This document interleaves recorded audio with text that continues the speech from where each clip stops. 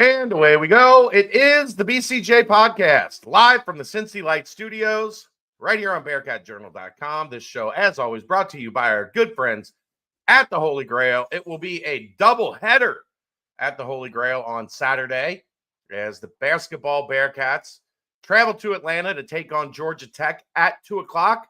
They will have those games on the TVs. And then tomorrow or Saturday night, as the Bearcats head to Manhattan in football to take on the K-State Wildcats. They will have both games on at the Grail. So go check them out.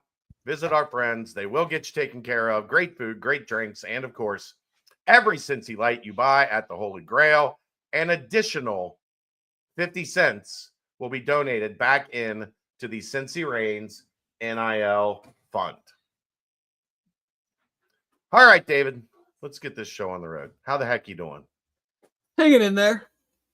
Still just battling. Hanging in there? Yeah, still battling some form of illness, but, doing all right. Aaron. Yeah. Fill in for a second here with Dave and get started talking about last night. I got to take a phone call. Okay. Oh, it's a good way to start off the pod. Sure, why not? So last night, what were you up to last night? Just watching a little basketball. Yeah, so last night, Bearcats beat the Norse in what we were just laughing at is the final piece of the Bone Zone era. I believe that is the last vestige of any, thing that Mike left us with. So The last nail in that coffin. glad to go out on a winning note with the Bearcats getting the win in a game that I think they displayed, at least offensively, what can get everybody so excited about this team. Different guys stepping up. Simas continuing his insane start, now 16 for 23 from three. It's pretty good. He's certainly earning the nickname Three Moss. I believe that he looks like a Bond villain, a Eastern European henchman Bond villain. But I don't know if that will stick as much as Three Moss if I just call him the Bond villain. Three Moss unconscious? Goldfinger, maybe? I don't know. But dude is just, the one pull up from the left wing, I audibly was like, oh my, when he let it go. And then he dropped it. So hope that was a good phone call. It was. It's been a busy day. It's been a busy day. It seems as such, but the phone has been busy today. That's always a good thing. Just talking to Aaron about kind of offensively, at least 4 games in, obviously competition, not what we're going to be seeing. No, once the new year hits. But we talked shooting in the off season, and this team through 4 games is shooting the ball very well against a variety of different defenses. I think I want to give a little bit of a shout out to Aziz and Arlington Page. We're looking at, we talked a lot in the offseason, about the guards, about Jizzle, about Dan, about Dylan Mitchell's impact, about Simas.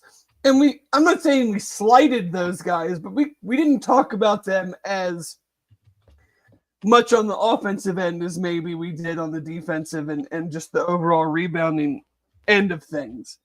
And again, the bigs in the Big 12 are going to be totally different than the bigs that these guys have faced so far. Sure. Be very clear.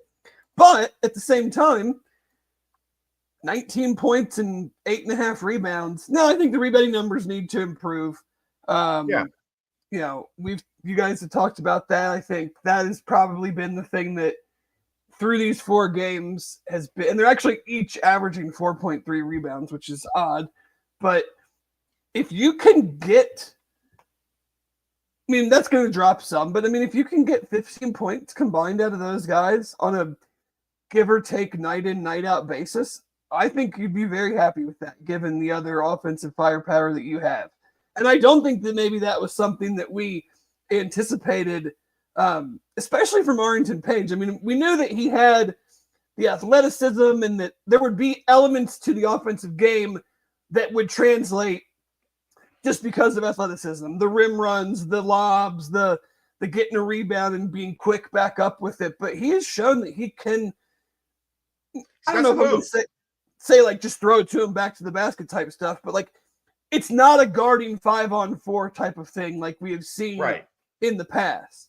And you have to respect those guys. You have to play them if they're able to pass out of double teams like Aziz has shown that he's seems to be getting better at. Like, you're just not going to be able to press out on the perimeter players like you were, again, not saying this in a mean way, but like you were with a Kalua Zekpe or a Odio Guama or anyone else that we've kind of had in that role over the first 2-3 years of Wes's time here. I think that maybe is the biggest thing that I've taken away from the early part of the season, is that those guys will hopefully continue what they've, and getting these minutes and getting this production is hugely valuable too, because you're building confidence to when it does get into a situation like in the Big 12 that I'm not going to say they're going to run sets for them and throw them the ball, but like if a couple guys on the floor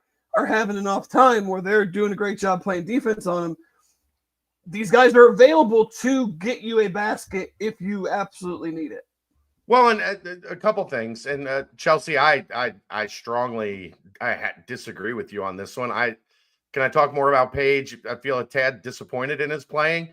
He's been probably the biggest, most pleasant surprise for me, because I didn't really count on anything from him yet. Like I knew he was going to be required to give some minutes in the 15, 18-minute range behind Aziz. But at least offensively, I really wasn't penciling in much of anything. And he's pretty consistently been in that 8-10 point range. So I have been pleasantly surprised, especially with the way that he is kind of showed, like Dave, like you mentioned, some of those ability to throw it to him in the post and him to be able to make a move and score. Dave, I think the biggest thing like that I like my takeaway from what you're talking about is, look, the way they are shooting right now, teams are going to have to stay on CMOS. They're going to have to stay. Jizzle shot it really well. They're going to have to stay on Hickman. Tyler Betsy is at 50% through his first 4 college games.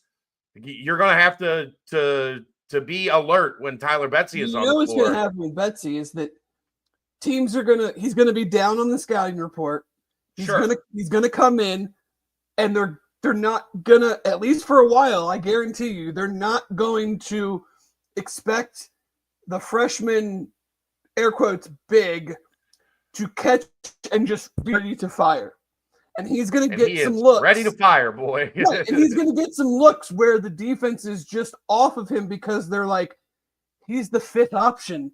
You got to pick something. Is he going to really shoot it?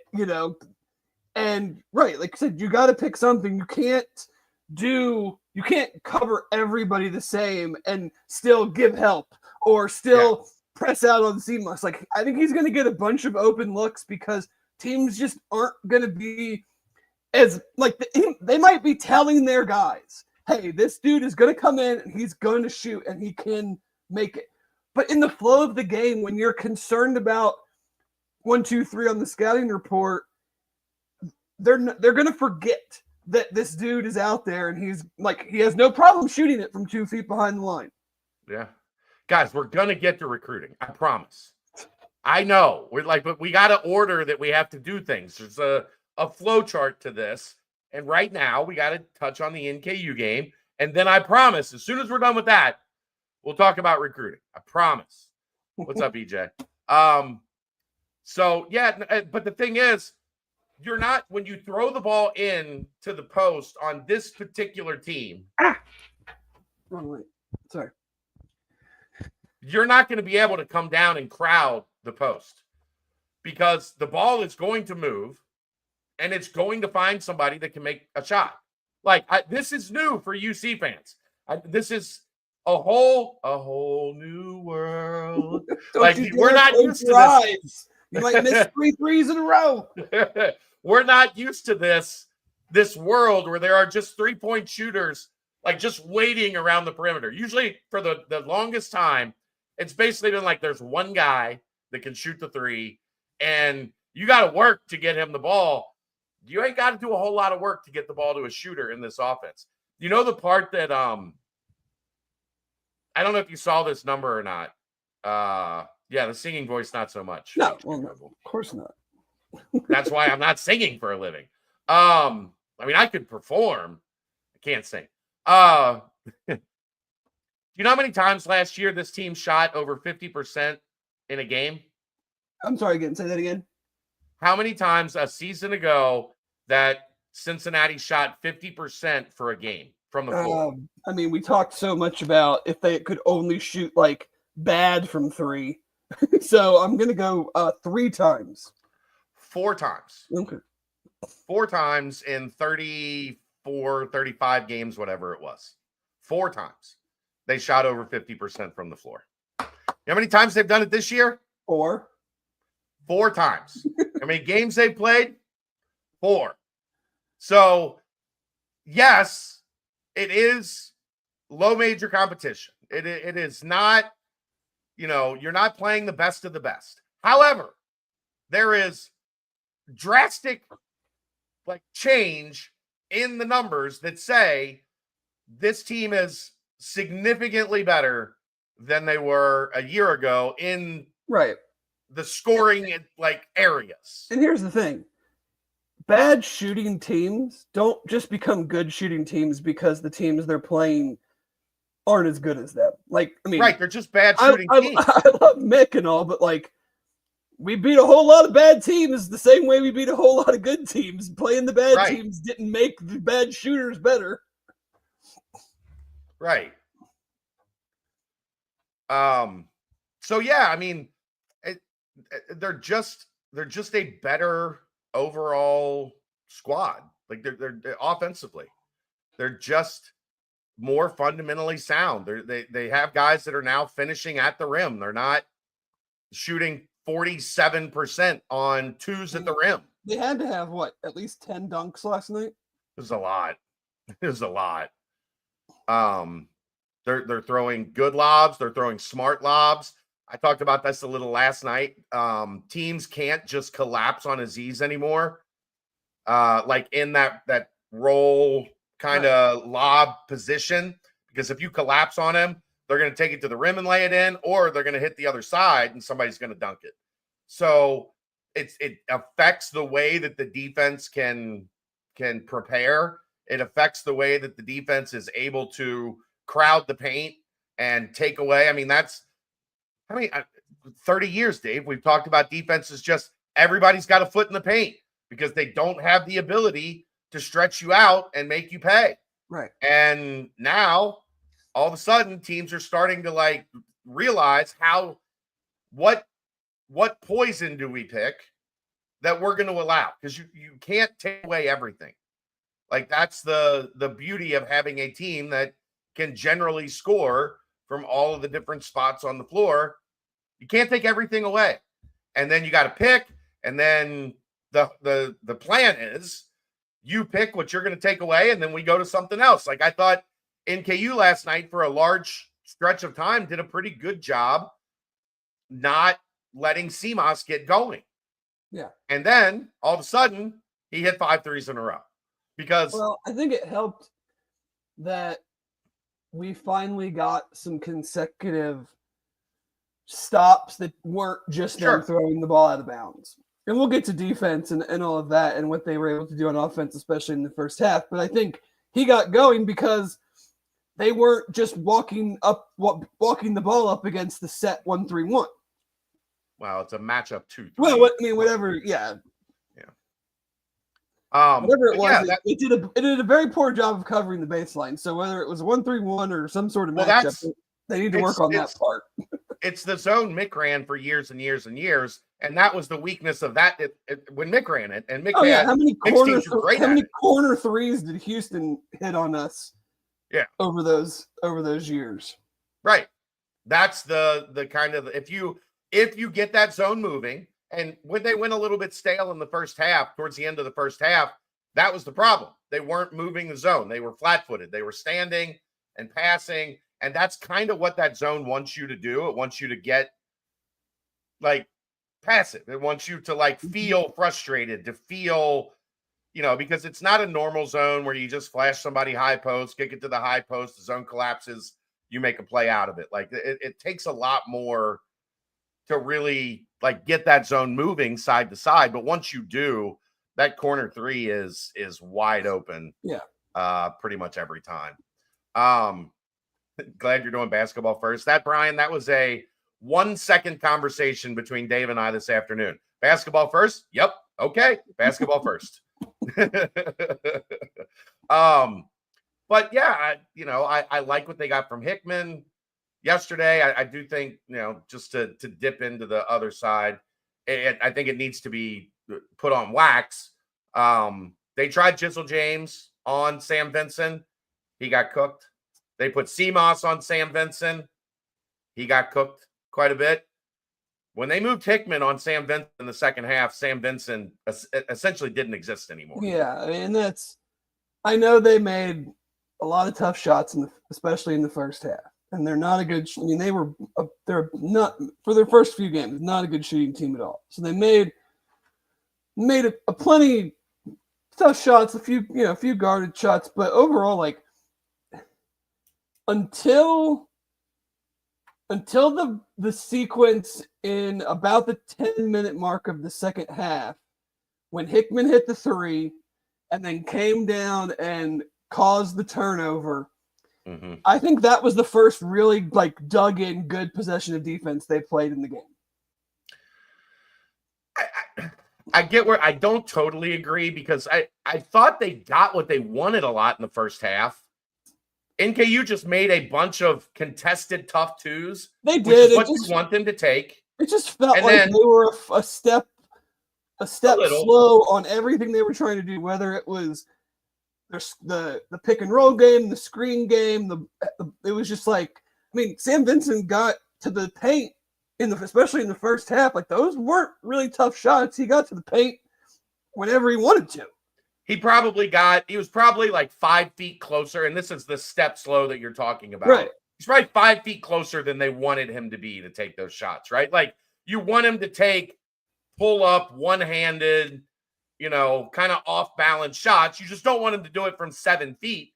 No. Because that's much easier to make than it is from 14 feet. He would get to that area where it was too far away for Aziz to really come out and try to play it, because he would just then dump it. He probably would have then just dumped it down to the big. And I thought they got, a little bit of stuff from the big guys that they got in the first half. They didn't really get. Well, it's the age-old problem, Dave. Like, when a team starts making shots, then then all of a sudden they're in an offensive rhythm. They feel good. They feel like they can. They can challenge your defense and they can make a play. And then all of a sudden you're in a closer game than you anticipated to be in. I think Northern deserves some credit, especially the first 25 minutes. Like, one, and we've talked about this a couple times, Darren Horn destroyed them Thursday night in the post game. Essentially, I don't know if you heard any or saw any of this, Dave. When they got beat by Nichols. Talk about it. When they got beat by Nichols, he flat out said on their post-game radio program, I got like 4 guys I can't play, and named them. Like, I couldn't put them on the floor. They were so bad I couldn't play them. Like, they had 4 days in the gym that I guarantee you he just destroyed everybody for 2 hours a day. And they played like it. They played like they had a week where their manhood was challenged, because they had no business losing to Nichols. Like, they were down 19 points in the first half. Like, they were preseason, I think, third in the Horizon League, got some first place votes. Like, you should not be losing that game at home. Right. So I give NKU a lot of credit. They played with a lot of energy. They played hard.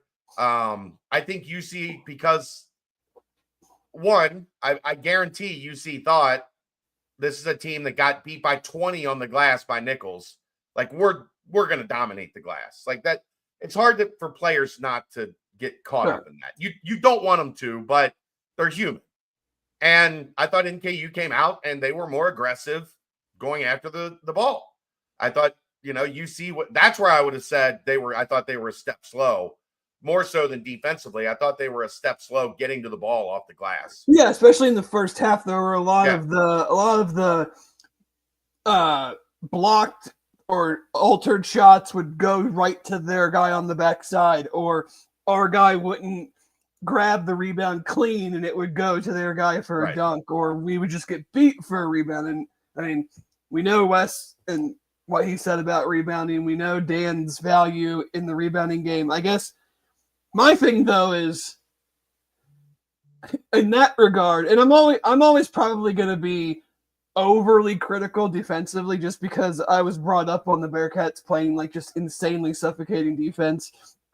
And so I'm going to be like, well, yeah, we can play awesome offense and that kind of defense. Like, no, it's not that simple, but like Dan being out should not be affecting the rebounding this much. He is a very good rebounder, but I think it does. I mean, I can't buy in. Maybe when he comes back, it's just all of a sudden incredible again. But like, I'm having a hard time being like the one guy is out and the other dudes are getting worked on the glass 2 weeks. Like, not just this game.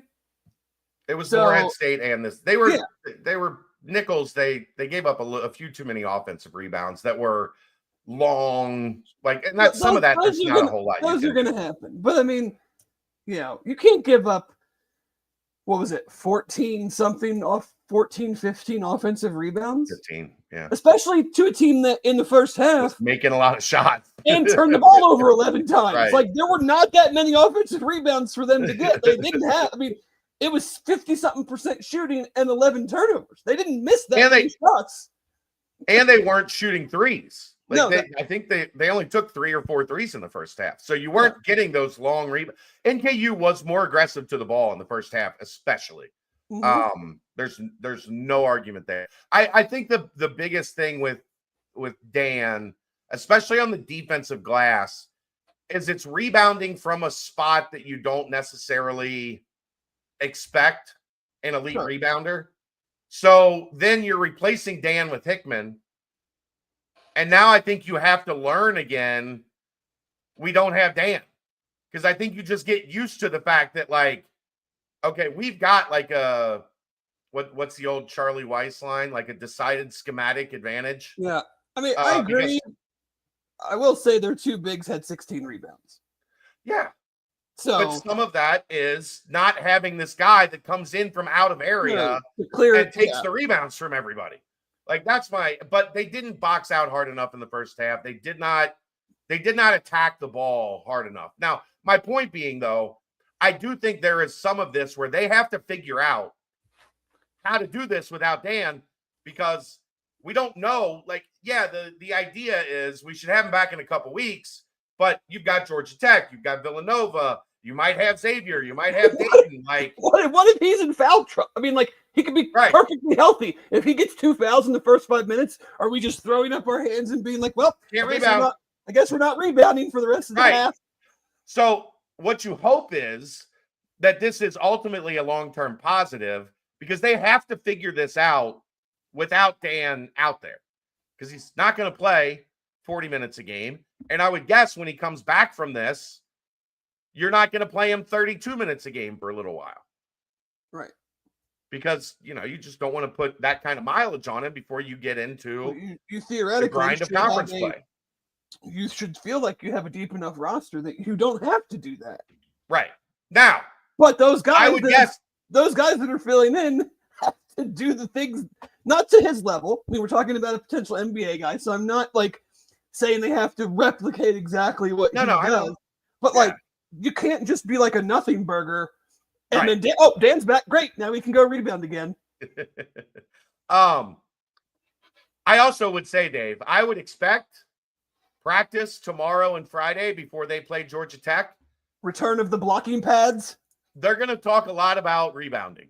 That I think that will be a primary focus of practice. Will be that. So I would think that would be, deserved. Yeah. So the rebounding is definitely something to keep an eye on, and we've been talking about it since Moorhead, since Dan went out, that they've got to figure this out. It can't just be Dan's out. We don't rebound until he's back. Like, that's the part where I 100% agree with you. Like, it can't just be he's out. Oh, well, like when Dan gets back, we'll rebound again. Yeah, we'll just try to you got enough time. We'll try and fight him to a draw while he's out. Yeah. No, you have elite level players up and down the board. You should be able to. I'm not saying you're clearing out 40% of your offensive rebounds and not giving up any offensive rebounds, but like, especially in the first half, like they got worked. Right. Like, you can't get worked against. I mean, in your non-con against whatever you want to call them. I'm not going to call them like low major, mid-major. Horizon League is like the most mid-major league ever. Like, I'd actually argue it's probably the top of the low majors. Like, I think it's a low major league. Yeah. Well, okay, that makes it even more my point of you can't get worked. I don't care who's in the game. Like, you're the 17th, 18th ranked team in the country. When I think of low major, I think of like ASUN, A10, CUSA, American. Like, I don't think of the Horizon. The Valley is a mid-major. I think of the Horizon as a low, like a good low major, but a low major. They can't beat you on the glass by 10 and a half.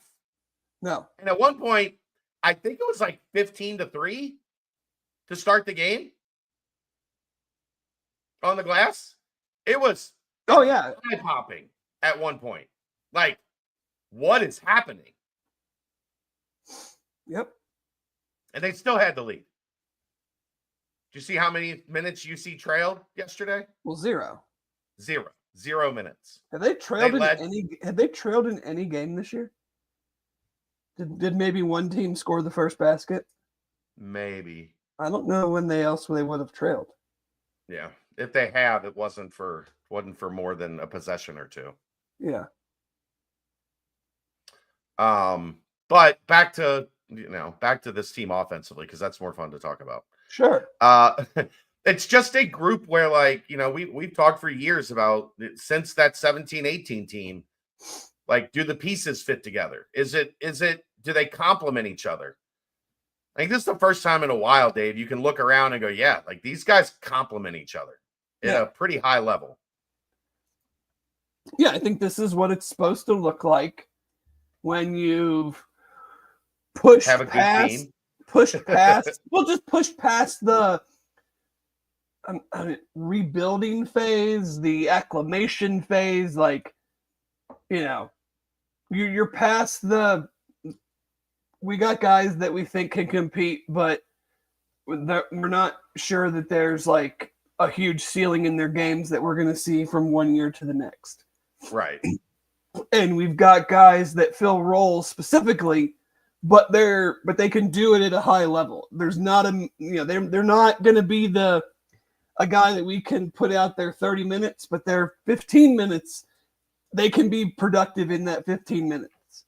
Right. Where it felt like before, it was like, okay, this guy is going to get 15 minutes, and it's kind of like a treading water 15 minutes. Like, just, if we get anything, especially on the offensive end, it's a bonus.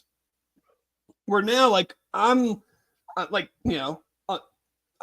use this as an example. Like, CJ Frederick got a couple minutes.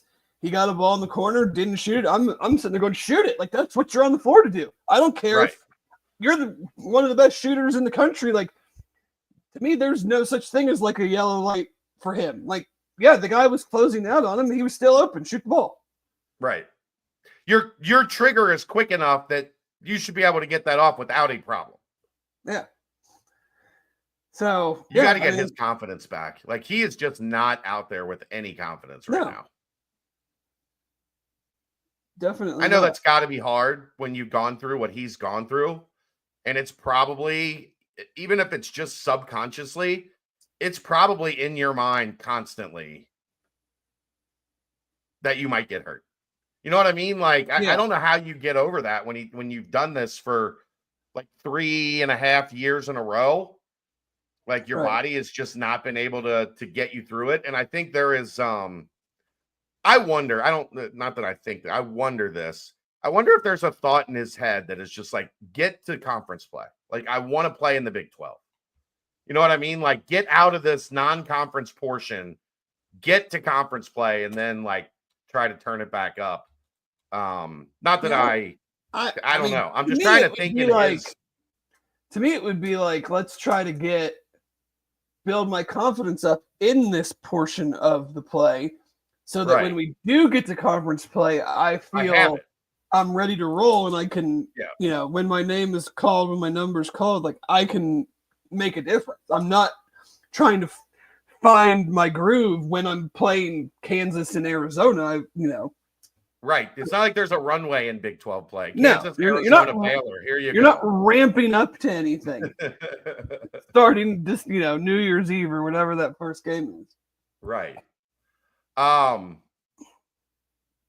Betsy, man, that is a weapon. Like, to think he is at the beginning of his career and can already kind of impact things the way that he does. I'm excited about Tyler Betsy. Just don't foul him. Did you hear my suggestion last night? Stay around the 3-point line. I want him catching and shooting free throws. When the ref throws you the ball, ask for a bounce pass, catch it, step into it right away, and just shoot the free throw. Yeah. He doesn't look comfortable. Could they have one of the players like pitch it to him?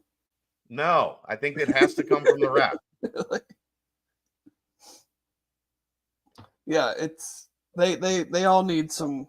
They need it's early in the season, but I think they should really if they're not practicing free throws when they're tired, they probably really need to start doing that. Well, maybe this is a good thing, Dave. They don't get fouled, so maybe bad free throws don't matter. Yeah, maybe. Tipton just reversed his crystal ball back to Auburn. We'll see. We'll see. Okay. What would I expect the line for Georgia Tech to be? UC by 4.5. Yeah, he could backspin it to himself, Brian. That's a good one.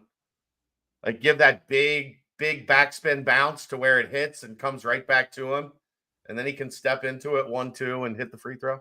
I think it's going to be a bigger number than that. They're 2-2 with wins over West Georgia and Texas Southern. Yeah. And they lost the bye game, right? Well, North Texas is actually North Florida is actually pretty freaking good, apparently. Yeah. They lost to them and then lost to Georgia on Friday by 8 at home. All their games have been at home, so they're 2-2 at home. That's not a great sign. Yeah. I would hope Cincinnati's better than North Florida. Although I North Florida is good. Are they in the American? Is that where they're at? No, they're probably down quite a level. A-Sun, something like that, maybe. I think they're fairly new to Division I, and even. Would you say Cincinnati 7.5, Dave? Yeah, that's what I was gonna say. Like 7.5, 8.5, something like that. Jacqueline, I don't think the Grail will have the volume on for the game. What I know, that is, especially on Saturdays, a very pro college football crowd. Oh, yeah. I think if you put the UC basketball volume on, there might be some unhappy folks. But the game will be on. Yeah. You also the game will be on. Indiana, Ohio State at noon. So yeah. They do get a a decent Ohio State crowd there. So I mean, whether it's an Ohio State crowd, that's a huge game. I mean, in the grand Right. scheme of things right now. So right. uh Does Dan Simon have any intel on Shon Abaev's game with conference realignment slowing down? He's been quiet. yeah, I'd have to Text check. him and I'd have to check text him in and with see. Dan. Haven't talked to him in a minute.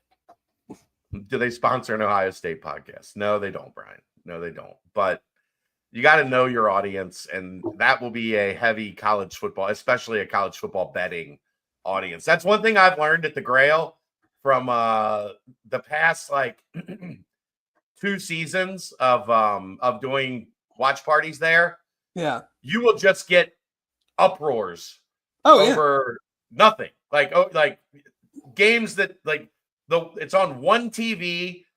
It's in the fourth quarter, and all of a sudden there's a table just losing their freaking mind over an interception in the fourth quarter. That's why the Simone brothers Reno trip for the NCAA tournament is so awesome, because you just got people screaming about games and you're like, what is going on? And they're like, oh, maybe he's got the over under, or maybe he's got the second half or the first. Like, it's just hilarious to like see where random outbursts come from. Right. I mean, it's like, and it cracks me up every time, because the minute that it happens, everybody starts searching for the TV to see like what everybody is yelling about. Like the heads immediately are like 1, 2, like there's like 40 TVs in that place. Yeah. Everybody's trying to find the game that people are yelling about. Yeah. So no, I don't expect them to have the sound on for the UC game. Unfortunately, maybe at the end, like that'll be like hopefully outside of that window. Maybe they'll try to get the final, 10 minutes or something. I'll make some calls and see what I can arrange there. Are you going to be there? I don't think I'm going to be there for basketball, because I'm going to do an aftermath with Keegan from Georgia Tech, kind of right after the game, and I'm going to be on his schedule for that. So I don't want to be driving home. Yeah. So I'll probably watch basketball from home. I'm not sure on football yet. Those are rough on having a kid out at the bar with you at 11:30, 12 o'clock at night. Yeah. People judge you. He was joking, Andrew. It was a joke. They have not changed their prediction to Cincinnati or to Auburn. He was messing with you. But yeah, I'm through 4 games, and we're about to find out more. And I don't think Georgia Tech is a top 30, top 40 level team. I definitely don't think Villanova is a top 30, top 40 level team. But they are going to have better players. Well, you can't. You're both on the road. You can't just go in there and think like, "Oh, we're just going to win." Right. You have to play a good game, and you should win, and you should win comfortably if you play a game similar to what you've played the first 4 games. You know what I think last night, Mark, Dave? I don't know what. I think we're out of the bone zone. Aaron and I were talking about that. I think we're out of the bone zone. I don't think there's any more Mike Bone decisions lingering around the athletic department. The 2 games at NKU. I know I joked with Wes after the game. He was like, I don't ever want to come back here. When it was 41-40, he said he looked around and he was like, are you kidding me? We're going to have to deal with this again, coming down to the wire with them. The other thing I will say about that before we put a pin in that, I don't know if they win that game last year with the way NKU played. Well, or at least it comes down to the final 4-minute segment. Well, as good as you shot the ball in the first half, you're up 4. It's probably tied or you're losing. No, again, you can't just say that we wouldn't have played as well, but they would have played the same. Like, that's not fair. But I'm talking about the way that they came into the game, Northern, the energy they played with, their ability to hit tough shots. Like, that would have been a game that was decided. That would not have been a game that, like you mentioned, the 41-40. It's like there wasn't the same Clark Kellogg spurtability Right. on last year's team that there was, Right. that there seems to be on this year's team. So that back and forth would have probably continued. Right. Versus UC kind of just shutting it down. And before we do end on this, Tucker, that's the Stufferino. I loved it. So I think it was actually Brady Labor. I don't think Was Brady so, Labor did play-by-play. Such an enjoyable broadcast for me, or in-game broadcast. All of the other stuff is still very under par. Like the white line going directly through the middle of the score bug. The in and out of the commercials, but I enjoy enthusiastic broadcasters. So when someone says call the police and a Stufferino in the same play, you know, was that the steal on the sideline and then the kick out to the dunk? Mm-hmm. Somebody called the police. Yeah. I've known Brady Labor for a long time. Good dude. When he's got a very colorful play-by-play style, that's for sure. When Jizzle picked the guy's pocket and then outletted it for the dunk, mm-hmm. Or no, it was Jizzle dunked it. Yeah. Jizzle picked the pocket and went coast to coast. That's right. But yeah, the old Stufferino, and he used it twice apparently. Mm-hmm. Yeah. I mean, if you're looking for a signature call, the old Stufferino. I mean, I'm 43 years old. I had never heard it before. I loved it. It was way better than I'm not even going to be able to remember it, which is probably a good thing. But the old AAC announcer, his name was Mark on ESPN, and his call on every 3-pointer drove me crazy, and I can't remember what the call was, but it certainly wasn't on the level of Stufferino. So there you go. Bearcats win by 16. For 25 minutes, it was contentious, which I don't mind in some of these like bye games. I don't mind. We're going to have 20 of those coming up. I don't mind a team playing well and putting some game pressure on you. No. And how do you handle it? And they handled it well. They kept fighting. What happened? I know nobody wants to talk about this. But what happened 2 years ago in that place is Northern put game pressure on them and Cincinnati panicked. And they let that game pressure mount, and it resulted in an 11-point second half. This team didn't do that. I think this team scored 11 points in the first segment of the second half, while NKU was going back and forth with them. So,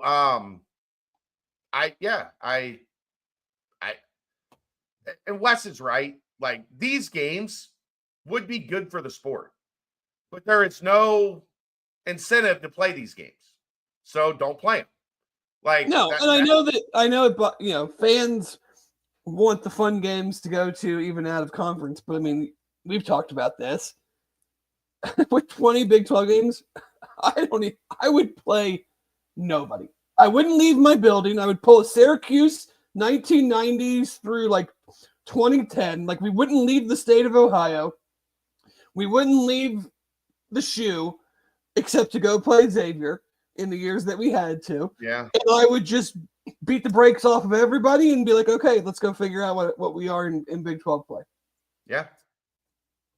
I mean, I'd play one or two just so that they couldn't completely destroy you in the committee. Like where you those would only be if I was in Maui, Paradise Jam. I'm not going on the road. Are you kidding me? No. Yeah. It's a great point, John. UC was down 10 on the boards. NKU was shooting 54%, and they had a lead. Yeah. The last team UC could do that and have a lead, probably 17-18. Like that team could probably do that. But I didn't mind it. Do I think Jizzle takes a majority of the minutes over Day deeper into the season? Well, do I think Jizzle plays at least 21 minutes? Yes, I do. That is, if there's 40 minutes at the point guard position, I think Jizzle will play a majority of the minutes. I think in an ideal world, you'd like to keep Jizzle at 25, 26, 27. Now, that's going to be different. You're going to want him on the floor more against these elite teams that you're going to play in the conference. But, I mean, you've got two. People underestimate how good Day Thomas is. I really believe that. Like, yeah, he was a little rusty last night, which you would expect. He hadn't practiced a ton in about a month. Since, like, it was the day before Big 12 Media Days when he aggravated his foot, and UC had the Big 12 was the first of the conferences to do their media day. So it had been like a month. Mhm. But I think what he brings and what he allows, like, for both of them to always be fresh and to go out there and just, hey, balls to the wall for 6 minutes, and then I'm gonna get you. Like, I don't know that it's a significant advantage minute-wise between the two of them, because I think both of them are important. I think both of them are really good. And we've talked about this in the offseason, and I will continue to say it probably throughout this season as long as it holds true. The gamble that Wes took last year, this is the payoff. Right. Because that was, quite frankly, stupid, Dave. And some of that, like the Micah Adams-Woods last-minute decision to enter the portal, they thought they had a veteran that could be a calming influence if they needed him at point guard.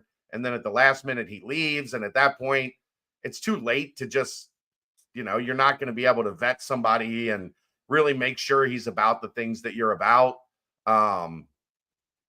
It was a gigantic gamble to go into your first season in the Big 12 with 2 point guards that had never dribbled a basketball at the Division I level. But this season now should be the payoff that you have 2 veteran point guards that should be 2 of the better point guards in the conference. Oh, yeah, and I know we want Jizzle to take strides defensively. I just kind of want him to go all out offensively, and Day comes in as the defensive stopper. Like, I have enough confidence in the rest of the group that as long as he's not a liability, I'm not really concerned about his defense. He's out there to facilitate. He's out there to score. Day can come in and be the defensive guy. But Day can help you. Like, that pass he threw. It's not that he's a nothing offensively, but, like, I think that's the nice situation that they're in is, okay, from a defensive standpoint, the guy guarding Jizzle is probably the other team's point guard. Yeah. So he's having to exert a lot of energy on defense to keep him from getting to where he wants to go. And then you bring Day in. Jizzle goes out and you bring Day in, and now this dude is heating your ass up as soon as you get across midcourt. No, that's fair. That's kind of the way that I see them, playing off of each other. Jason says not stupid, but ballsy. It's kind of stupid. It worked. Yeah, I don't think you'd go around asking all head coaches anonymously. If your choice, would you like to have your point guards never played a minute in college basketball before? As you enter the toughest conference in the country for the first time, and really you're learning everything on the fly, and you're doing it with 2 point guards that have never played college basketball, like Division I college basketball before. Yeah. It's kind of stupid. I would tell Wes that was stupid, but it worked. Sometimes you do. Look, I am living proof that sometimes you do a lot of stupid shit and it works. I'm here. I speak on it from experience, Jason. Day-Day's defense doesn't get talked about enough. I disagree there. I think it does. I think we talk about it a lot. Yeah. Just glad Day-Day's back, no matter how many minutes. As an opposing, and this is kind of what Dave's getting at, as an opposing team, if I saw Jizzle go to the bench and Day come out, I'd be pissed. Yeah. Yeah. And you're probably looking at the other team's secondary point guard at that point, who's not as confident and not as accustomed to running the offense. And now you've got this dude that's like, yeah, I'm going to in your short. Right. With Connor in the fold, we probably won't see Jizzle and Day on the floor much at the same time, correct? I think it's possible with Dan out. When Dan's back, I think you're going to see Dan and Hickman pretty much take up the minutes at the 2 and CJ fitting in there some. Well, especially if they don't get the rebounding stuff figured out. Yeah. You just can't, I mean, even if Dan's out there, you just can't play, I'm not saying there's zeros at rebounding, but like you just They're can't. Actually, pretty good rebounding pretty good rebounders for point guards, but for point guards. Right. I mean, they're the furthest away from the basket more times than not, and they're not going to be crashing in to, especially on the defensive glass. They're not crashing in to get the rebound. They're getting into position to lead the break. Yeah. Like you don't see a lot of point guards get the defensive rebound and then just start the break on their own. Haven't seen much full court pressure. Does that change now that Day is back or not until Dan returns? Now this is a situation where I do think you could see them both on the floor. Like if you do decide you want to kind of full court pressure somebody, heat somebody up, I could see you putting both of them out there for a couple minute stretches, 2-3 minute stretches together. I don't know that it makes a lot of sense for this team to press a whole lot. I don't either. I think it exposes Aziz because he's always going to want to go for the block. And when you're isolated like that, if you do beat the press and some guy's coming in on the wing, like he's going to go up to I just don't think this team needs to play that kind of game. I don't either. And the other thing, I don't think they're going to get the benefit of it. They're not going to just turn a team over, 20-something times. You would in the bye games, but when you get into the Big 12, like Iowa State runs that style and they are committed to it, right? They are running it 40 minutes a game. Like they are not backing off. So I don't think you can do it other than a change. I think I like a change of pace every once in a while, or maybe you catch a team off guard for a couple possessions.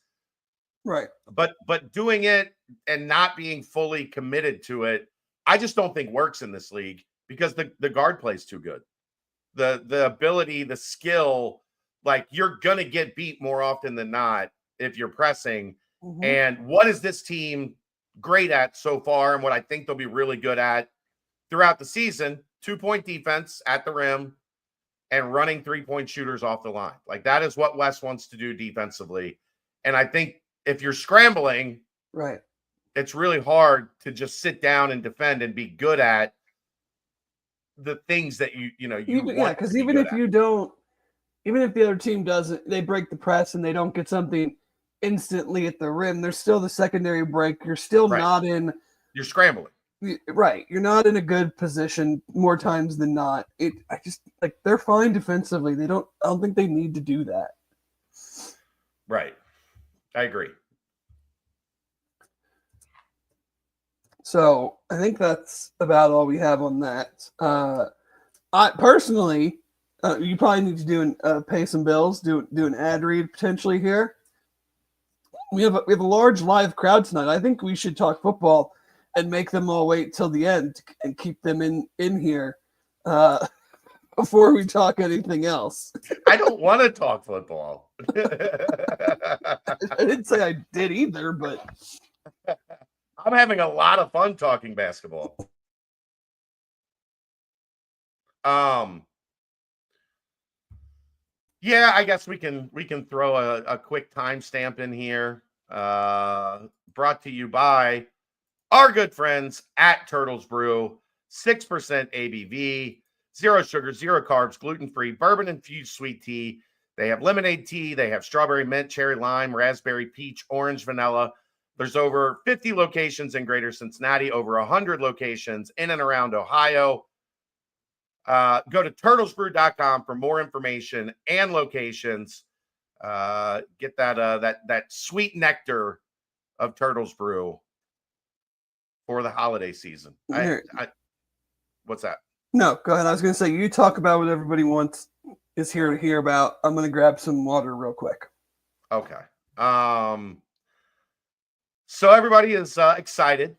There is a lot of buzz on the interwebs about a certain 5-star wing and their college decision. I will acknowledge, obviously, there are a lot of folks that do this for a living, that cover the national scene, that have predicted 5-star wing Shon Abaev to Cincinnati. I know almost all of these people. I think I know Trilly, but I can't say I know Trilly because I don't know exactly who Trilly is, but I think I have a pretty good idea. But Trilly, Joe Tipton at On 3, Travis Branham here at 24/7 have all predicted Shon Abaev to Cincinnati. I think those guys are all smart. I think they're all really good at their jobs. So I'm going to give some credence to their predictions. I know hopefully, there's a positive buzz at Cincinnati. My understanding though is the kid wants to keep this a secret. He wants to have a big announcement. I don't know when that is going to be. I am awaiting word on that. I know there's been some speculation. It could be by the end of the week. I do not have that answer. Charlie put something on his Discord that he believes it's going to be Cincinnati. But I think those are all smart people. The kid wants to have his moment. You guys are well aware how we handle those situations. We do not spoil commitments. So let's just talk about Shon Abaev and the potential, Dave. Yes. The potential that he comes to Cincinnati. He is, and I've had several people in the industry agree with me on this. Like if you take out like AJ DeBanza, right? There's 2 or 3 kids in this class that are considered elite. Like, number 1 draft pick, number 2 draft pick type guys in the 2025 class. Outside of those guys, I think Shon Abaev is the most gifted scorer in this class. He's left-handed. He can really shoot it. I know they've only played a couple games, but so far at overtime, he's at overtime elite. He is scoring 31.5 points a game. He is shooting over 38% from 3. He's at like 6.5 rebounds and 4.5 assists. He's well-rounded. He's 6'8", small forward, like in the traditional sense of the word, he is a small forward. Could you, if you needed to, play him at the 4? Probably. He's skinny. I don't know if he'd be ready for that early in his career. Could you probably play him at the 2 if you wanted to? Yeah, you could probably. I don't know if he could guard a 2 yet, but in terms of just offensive skill, he is right up there with the elite guys in this class as a bucket getter. And when you're looking at this roster, and a roster potentially losing, Dave, we didn't even talk about this, the number 1 player in the country, and Simas Lukosius. Here's what I think about, there's been a lot of talk about Abaev in terms of he was going to use these first couple weeks to watch the schools that were in his final group and watch them closely and really kind of get a feel for it. If he's a 3 and he was looking for a feel on how he might be used, I don't know that there's anything better to watch than the way Simas Lukosius has played over the past 4 games. Yeah, I would feel like there'd be a lot of texts going from coach to player being like, hey, watch this 5-minute cut. Yeah. Hey, are you seeing our guys shoot 70% on pretty much wide open threes? Does this look like something you might be interested in? Right. Do I see him be a guy replacing Dan in the lineup? I think he's a wing. Like I said, I think he's a 3, but you could slide him to the 4. You could move him to the 2. Like he's offensively gifted enough that it's not really going to matter 2 through 4 where he plays. I don't have a great feel for him defensively yet. I would guess if he was as good defensively or close to as good defensively as he is offensively, he would be closer to 10 than he is to 25. That's just, Right. If kids don't have this gifted of a scoring package and often, and he can really pass too, and find themselves down in the low 20s if they're also just a dog on defense. So I'm guessing there's going to be some work that needs to be done defensively. Mm-hmm. But I know what you're going to say. I don't care. Give me the natural bucket getter, and I am good. I don't, because there's only one ball. There's 5 guys on the floor. 4 other guys can be really good at defense. You can hide it. Super, very capable to do something like that. And especially with the potential of the roster construction next year, in that, yes, we understand that they're, based on Dan and Jizzle especially, there could be a major I thought he was a senior. No, he played 2 years at Texas. This is 1 year at Cincinnati. Oh, okay. So he's got another year. I thought he was a 3-year Texas guy. No, 2 years at Texas. You have the potential to have to replace a massive percentage of everything: offense, defense, rebound. And we can all say that this team is going to be great, and we're going to go on a far run, and everyone will be excited to be a Bearcat, and we will just supplement all these pieces from the portal. Yeah, there's also 20 other teams that'll feel the exact same way. So if you can get a freshman that can come in and you can at least say, this guy is going to make an impact offensively for us right away, then we can go and be more selective as far as okay, we know we need another big. Can he play offense? Don't really care. It would be nice, but we don't really care because we have 2 other guys that we feel good about. And then, okay, now we need to get a wing or whatever that we do need someone, a 2 or a wing or whatever that truly can score. But when you have that, because we've talked about it in the Big 12, how many freshmen Big 12 dudes truly make an impact? Right. The kid from Baylor last year, Johnny. Why? And Johnny can score. They are elite offensive players. Johnny Murphy kind of came out of nowhere, but he came out of nowhere because he was at the end. Well, but he was from overseas, so he wasn't here. But the people that scouted overseas, and I know because Cincinnati was one of them, were this kid is a fucking baller. Yeah.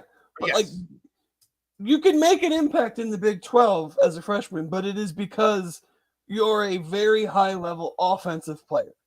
Because if you're not the high-level offensive player, you can't play because your defense is nowhere near ready to contribute against other Big 12 teams. Unless you're just a freak of nature that is going to be eventually you're going to be all defensive team in the NBA. Well, what's his name at Kansas that's getting a bunch of minutes already, even though they have Hunter Dickinson, the dude that we recruited. Flory. Yeah, Flory. Is averaging almost 10 rebounds a game already. Yeah. And 2-3 blocks a game. Jaden Quaintance at Arizona State, I think, is the only guy with more blocks than Aziz in the Big 12. But that's, you knew that. But yes, the guys that are going to play, especially on the wing, are guys that can just flat out score. So go get them. Yeah. And this is the Abaev, and we didn't talk about this a lot. I'm going to be honest here, Dave. I didn't know if they could get even into where we're at this point, where we think there's a good possibility he commits. I'm not saying I doubted Chad Dollar Bills, but didn't know. You're going to doubt the guy that was on the beach with Edge? Do you know he's got a signature hat that he wears to AAU events, Dave? What is the logo on this signature hat? It's a black hat with a gold dollar bill sign. Just the dollar. The dollar right there. I told him, you let my guy make those hats, and we'll sell 1,000 of those hats. But when comparing Hannah to Abaev, I am very high on Davion Hannah. I think Alabama got a really, really good player. But I talked about this. I didn't know if Hannah was ready to be a day one legit 20-plus minute a game guy in the Big 12. The main reason for that was the kid loves tough shots. Loves tough shots. Now, he makes a bunch of tough shots at the high school level, and down the road, he's going to make a bunch of tough shots as he grows into his body and raises his game. But as a freshman in the best league in America with grown-ass men defending you on the wing, I wouldn't recommend being a tough shot taker. So as a freshman, I didn't know like exactly what Hannah's ceiling was. Yeah. Year one. Now, if you would have told me for sure you're going to get year two Davion Hannah, I think he's going to be really, really good. Like a guy that can come from like that middle of the pack and be like a lottery pick. But I didn't think it was going to be in year one. Abaev, especially in this NIL era, where you are going to have to spend a crap ton of money for a freshman. And I've seen the NIL rumored numbers. I don't know. That's a lot. 1.6 is the rumor going around. Maybe that's 2 years. I don't know. Anyhow, it's a lot. It's a lot of money for a freshman. But with Abaev, you're getting a kid that you expect his scoring package to translate because he gets easier shots. He takes easier shots. He's a little bit more fluid with the ball. He's not as erratic. He's much more polished to where Hannah is like a wealth of what could be. Like you're looking like that's expensive clay, Davion Hannah, right? Like the possibilities are, I'm not going to say like boundless, but there's just feels like, and this is coming from me who does not really pay attention to what's going on in the, it feels like that the potential to reach the highest level may be higher with Hannah, but and I'm not gonna try to like shortchange Abaev and say like he's more of a low ceiling, high floor guy, but he's closer to his ceiling. Right. So, which to me, like, and I don't want to say this because it might sound like, well, you're just saying this because they didn't get Hannah and they might get the other guy, so you're leaning towards saying that the other guy's better. I'm not saying that because until about 2 hours ago, I don't think I had watched a single clip of Shon Abaev, and I don't know if I have ever watched a clip of Davion Hannah. So, but if this team does what we all hope it does, I want on the high school level, and you're not going to get this with every single guy, but I want to try to find guys that can make some, because we're talking about a team now that is recruiting in a pool of players that this is now an option for. As Wes was doing the build, we're talking about Big 12 freshmen that can make an impact. That really wasn't an option. I think that's fair to say. Yeah. So now, if we're air quotes again, like, say they go to the Sweet 16, say they win a bunch of games, they have a great year, we're all super excited, and they've got to replace a bunch of dudes on the roster because of how great they played. I want guys that maybe it's not a 25-minute guy, but if I'm going to bring in freshmen, and this kind of goes to a little thing that I heard Dion say about football recruiting, which totally got my interest, and I actually 100% agree with. If I'm bringing in high school kids, I'm only bringing in high school kids that I think can make an immediate impact. Yeah. And there's not a lot of them out there. Right, but we're now, if things go the way we all hope they go, those should be the guys that we're recruiting. Absolutely. I had a conversation with somebody in the industry, Dave, we were talking about. This is probably 2 months ago. During the offseason, we're talking about like the way NIL has skyrocketed for high school kids and how coaches were uncomfortable with it because it's at least double what you were having to pay for guys at, you know, the top 50 level and the top 25 level, and maybe triple for the top 10 level. And they said, look, what we don't know is what the market for the transfers are going to look like, right? Like, so if the market is doubled and tripled for the high school kids and you decide to pass because it's too rich for your blood. Right. And you say, this was specifically when like the 1.2 million was floating around for Hannah and the Abaev numbers were what people were talking about over $1 million. And this source that's really connected on the national level said, well, okay, let's say you decide that's too rich for my blood and I'm not going to spend it. But then you go in knowing like you're going to have to replace, CMOS has the type of, like a first team all Big 12 season. Okay. Mm. And you're going to have to replace CMOS. You're going to have to replace that type of production. What's to say it's not $2.5 million for a high level transfer wing? If it's over $1 million for a high school kid that you think can be good, what is that market going to be for a transfer kid that you know is a 40% three-point shooter? I would have never been thinking that it would be less. Like the supply and demand is so much greater for the proven transfer than the uber talented, unproven freshman. But the conversation was how high is it going to go? Not that it's going to go up. It's going to go up.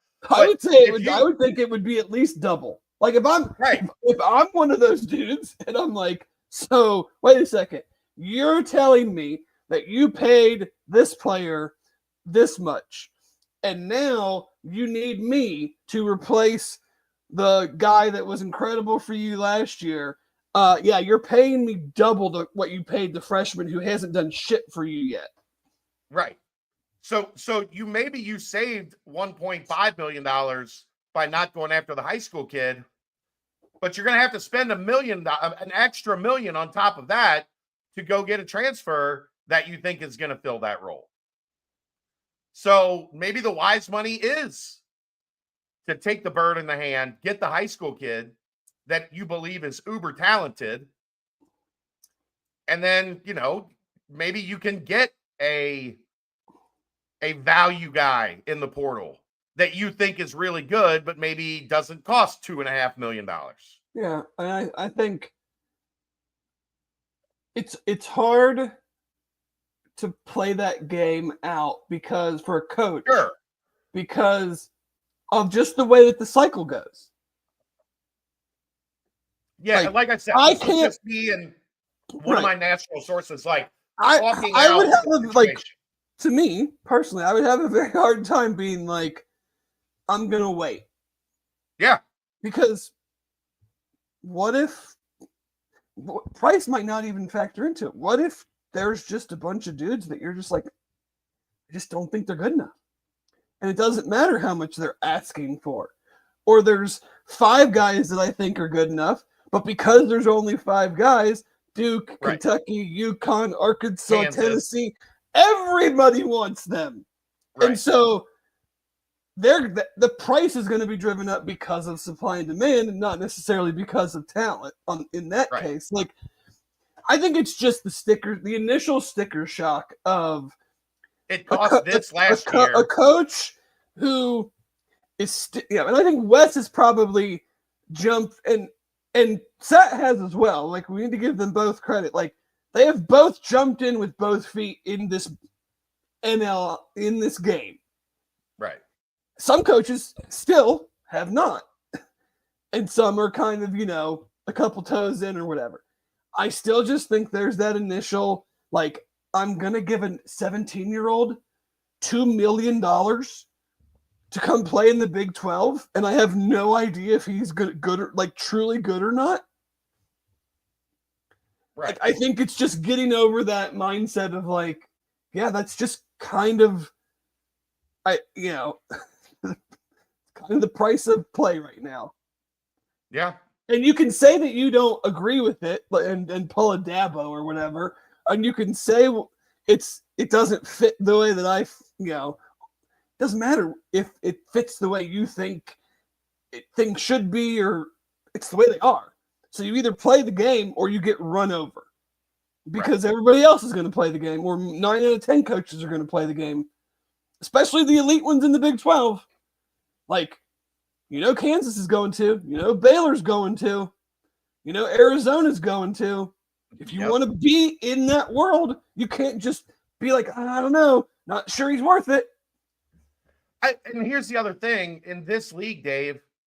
I don't think you can be like, I don't think you can look at it and say, you know what, we want to be 6th or 5th.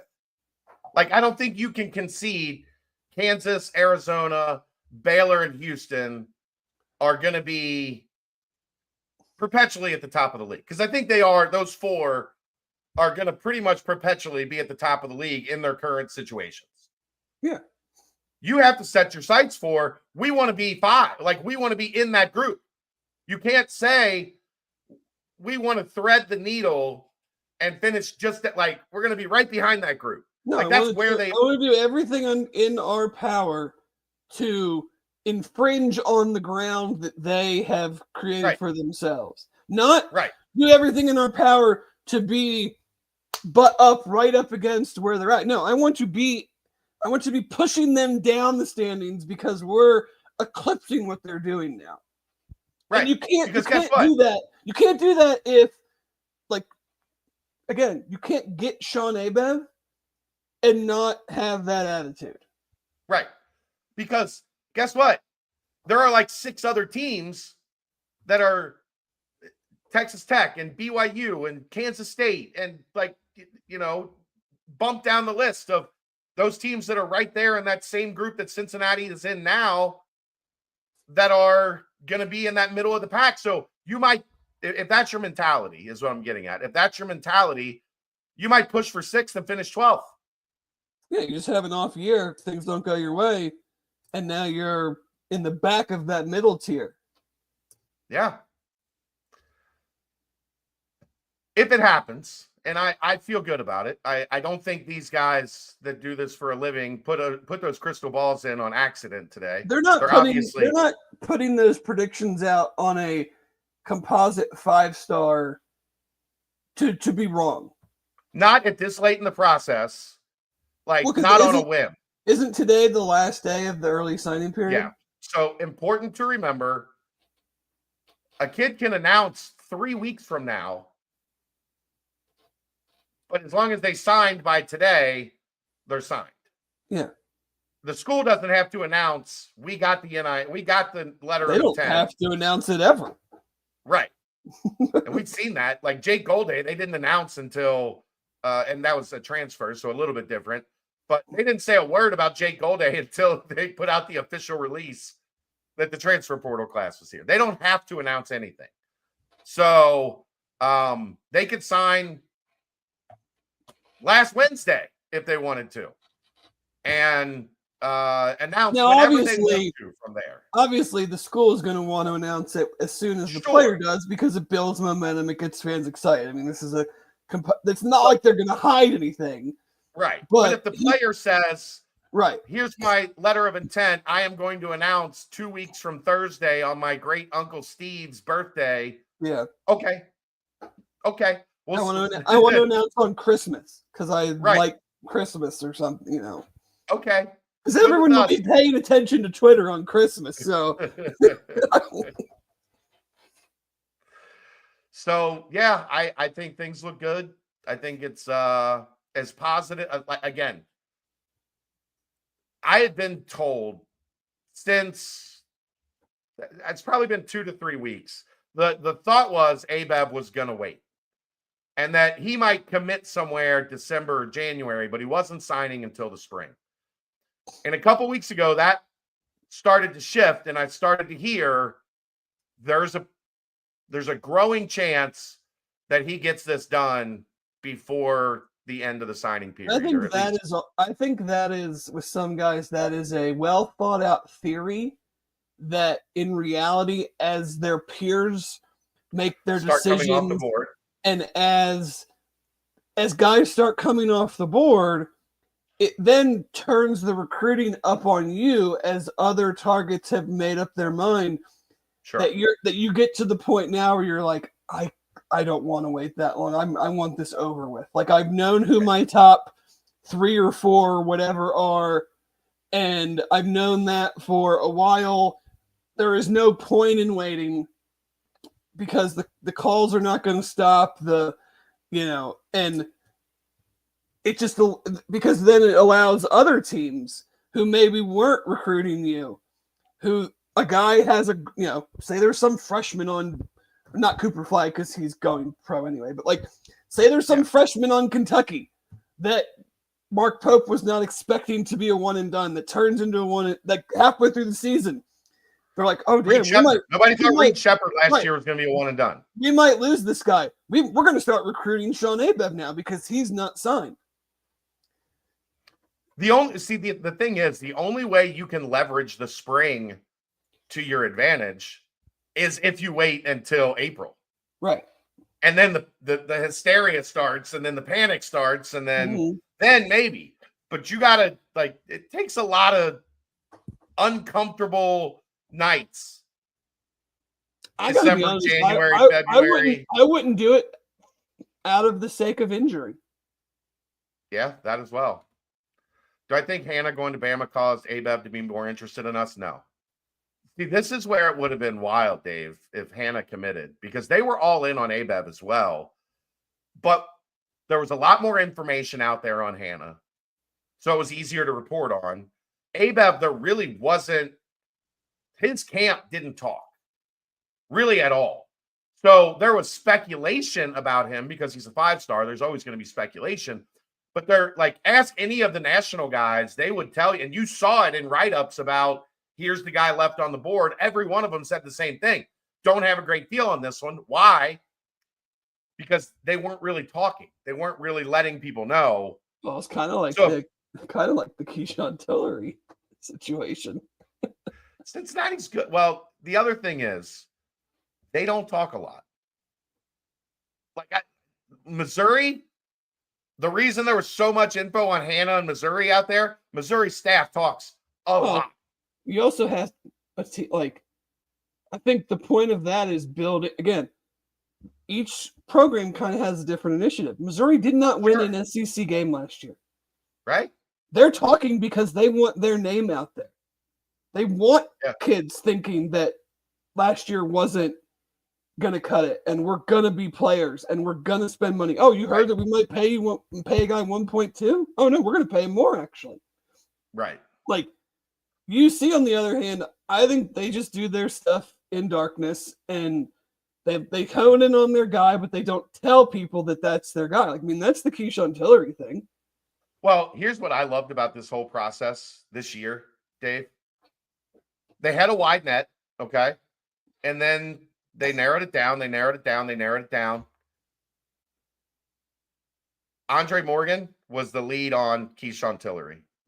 Got it done. Drew Adams was the lead on Davion Hannah, and they were in that bad boy all the way down to the wire. Literally, the wire transfers. And then Chad Dollar was the lead on Shon Abaev, and here they are again in this one right down to the wire. So each one had their guy. I love this kind of philosophy. All top 50 guys, all, high-end, capable Big 12 level prospects. They all zeroed in. They all said full steam ahead. You work your tail off on this guy. You work your tail off on this guy. You work your tail off on this guy. Get us to the finish line, and let's see where we cross. I love it. I think it's a phenomenal strategy. Personally. Yeah, if they can get it done, would be great. I mean, I think if you came back, flip this back to the offseason and you said the 2025 class of freshmen is Keyshawn Tillery and Shon Abaev, I think you would be like, that's an A+. Or even if it was Hannah, if it was Right. Keyshawn Tillery and Hannah, like, okay, sign me up. Keyshawn Tillery and Abaev, sign me up. And how about the couldn't get Collier, got Jizzle. Didn't get Hannah, potentially getting Abaev. Couldn't get Sean Stewart, got Dylan Mitchell. Like, the staff doesn't panic. There's always a path. Yeah. It's not all eggs in this basket, and if it doesn't come through here, they're toast. Mm-hmm. Like, there always seems to be another plan, another thing working. I asked somebody close to the program about, and this should have been a tell that I didn't. Maybe in retrospect, I should have taken more seriously, Dave. Yeah. I asked somebody about Hannah. I said, it's going to be Bama, isn't it? And they're like, yeah. And they looked at me and they said, I promise we'll get the next one. I promise we'll get the next one. Maybe they knew something. I don't know. Maybe. I don't know. Thank God we got Jizzle over Collier. Collier's a really good player, man. I mean, look, I love Jizzle as much as the next guy. Isaiah Collier was a really good player that would have done really good things here and potentially would have given Cincinnati, an NBA pick. Yeah. Yeah. All right. We have done an hour and 25 minutes on basketball, Dave. All right. That is brought to you, basketball recruiting brought to you, or the timestamp brought to you by Turtles Brew. 0 sugar, 0 carbs, gluten-free. It's a bourbon-infused sweet tea. They have cherry lime, raspberry peach, orange vanilla, lemonade tea, strawberry mint. There's over 50 locations in Greater Cincinnati, 100 in Ohio. You can get the plastic bottles. You can get the pouches, the adult Capri Suns, if you will. They come in individual and 5-packs. Pick them up today. They are outstanding. Go to turtlesbrew.com for more information and details. That also brings us to it's time to talk football. I know everybody's thrilled about that. Very, very excited to get into some football talk. That is brought to you by Homefield Apparel. As you can see, got my Homefield on tonight. The super comfy red, the Cats script hoodie. They've got everything you could possibly want. Hoodies, crew necks, long sleeves, quarter zips, t-shirts. They've got joggers. They've got jackets. They've got pullovers. You name it. Homefield has you taken care of. It's all vintage, logoed Cincinnati apparel, authentic. It is licensed through the university. So make sure you go to homefieldapparel.com. And when you get to checkout, make sure you enter BCJ24. That will save you 15% off of your order. Who wouldn't want to walk around in one of these? It's just a great hoodie. I've got the gray one too. The gray one is, I think the gray one's slightly just a touch more comfortable. I think it's got more, it's more winter. It's got a little bit more lining on the inside for those cold winter nights. This one, great for fall. Like, this is what I would call like a fire pit hoodie, where it's warm, but you're not gonna like sweat your ass off if you're sitting by. Is it a good snow hoodie for tomorrow? That would be the gray one. I think the gray one would be the snow hoodie. Might have to bust that one out for tomorrow. It's in the dryer right now. I got some clothes drying while we're doing this podcast. Might have to grab that bad boy before I go to bed tonight. So homefieldapparel.com, they will get you taken care of. I love all their stuff. I sent you the link, right? I filled it out 3 seconds after you sent it to me. Perfect. Now I don't know what's coming next. There wasn't like a response email. No, I think they just send you something. Okay. Let's get to football. I don't think we really have to talk a whole lot about Iowa State, especially since we're already 90 minutes into this podcast, other than it's what we continue to talk about. Guys have got to make plays. You can't have areas of weakness that torpedo your chance to win the game. You mean 3.7 yards per attempt isn't going to get it done on the road in the Big 12? especially when you ran for 7.4 yards a carry. That doesn't make any damn sense, Dave.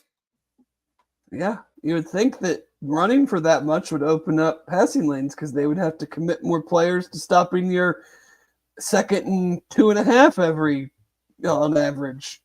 Unfortunately, there was nobody open after the first drive for the entire game. Well, then Nobody open. Good luck this week because it's the same freaking defense. They don't play 3 high safeties, do they? They play 3-3-5. They play 3-3-5, but I mean, here's the thing about this game. Okay, if they can't throw the ball, get some water this time. So you go. If they can't throw the ball in this game, then we have some serious problems because while Kansas State's defense is 31st in sacks and 34th in tackles for loss, and they do a good job stopping the run and have some good linebackers, Austin Romine and Austin Moore. Their pass defense is 93rd in passer rating allowed, 88th in yards per attempt allowed, 106th in completion percentage allowed. They are 92nd in 20-plus yard passes allowed, 79th in 30-plus yard passes allowed, and 96th in 40-yard passes allowed. So none of those are good. If we can't throw the ball and if guys can't get open in this game, then I think you're just at the point of throwing your hands up because it doesn't matter. A good pass defense, bad pass defense. We talked about West Virginia's pass defense that for whatever reason was good against UC and then reverted right back to what they have been all year against Baylor. And, this Kansas State defense allowed Arizona State wide receiver Jordan Tyson to have 12 catches on 12 targets for 176 yards and 2 touchdowns. Is that bad?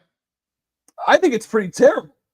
I mean, not for him, but if I'm coaching defense, I'm going, so the best wide receiver on their team that we talked about all freaking week, they threw it to him 12 times, he caught it 12 times for 176 and 2 touchdowns. Yeah. So if we can't throw the ball down the field in this game, then, c'est la vie. Could we see Samaj Jones getting some action in the next 2 games? No. No chance. No.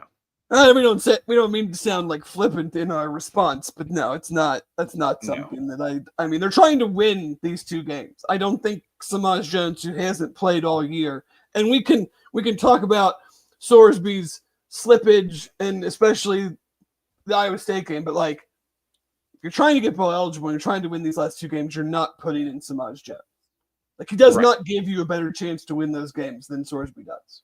No. Dave, you were right. We're already down 12 viewers the minute we started talking football. Yeah. Offensively for Kansas State, and again, I would, it would have been great to get our buddy Tim from the Kansas State 24/7 on just to ask him this question alone. I know he was injured, banged up at some point, but I'm wondering if Avery Johnson is legitimately hurt for them and playing through it, and maybe they're not talking about it as much. And the reason I say this is his first 5 games, he ran for 321 yards. The last 5 games, he's ran for 91, and 67 of those were on 14 carries against Kansas. The last 2 games, 6 for 21 and 8 for 18 with a long of 10 yards. That is a wild split for a guy who is supposed to be a true dual threat who we are going to run, and you're going to have to account for him. And that's a pretty wild line to go from that in the first 5 games to what he's done since then. He's also under 60% passing in the last 3 games in a row and has 4 interceptions in the last 2 games. Like, he is not playing well. Now, it's going to be senior night. They came out extremely flat against Arizona State. Yeah. So, similar to NKU, can't imagine that's going over real big this week. Right. You know, we've lost 2 in a row. Kansas, you know, we made a great play on defense to force a fumble on Jalen Daniels at the end of the game to win that game. But, like, that one was back and forth. They have not played well their last 3 games. Let's just be real about it.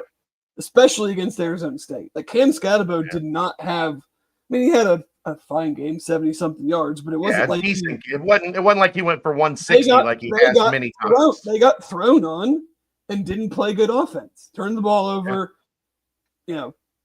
And they have some significant injuries on offense outside of what I think is maybe Avery Johnson being injured. DJ Giddens has run for over 1,000 yards, is playing hurt. I mean, Chris Kleiman said it. He's playing hurt. Their other running back, Dylan Edwards, was hurt against ASU. Sounds like there's a chance he plays, but even if he does, he's going to be some level of questionable. And then 2 of their 4 leading receivers are injured / questionable. So they're not and in Cincinnati a good spot. is mostly healthy. Mostly largely healthy. healthy. And have been all year. I mean, again, we know obviously they had the defensive line injuries in the offseason, but like there really haven't been any major outside of DT missing some time and Wilder missing some time, but like no major like this guy's out 6-8 weeks. This guy's out for the year type stuff. Right. So the UC defense statistically is playing better, but it's still not good in the pass game. Like they're in the hundreds or damn near the hundreds in opposing quarterback rating allowed. Overall, just pass defense. They're in the hundreds in 20, 30, 40, 50-yard pass plays allowed. So if Avery Johnson isn't running as much because maybe he's hurt and he's under 60% passing and he's got some wide receivers that are hurt, there's certainly an opportunity. I know we're down and we're frustrated that they've lost the interrupt. This is not the Kansas State team that we thought they were going to be at the beginning of the year. It's just not right now. Yeah.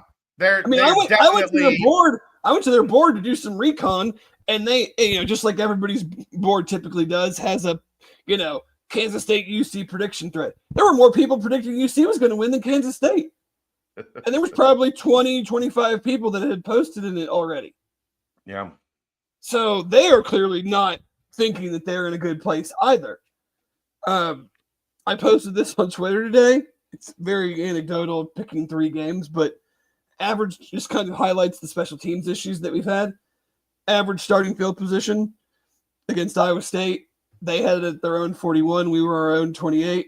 West Virginia owned 45, our own 21. Colorado owned 45. Their own 45, our own 12.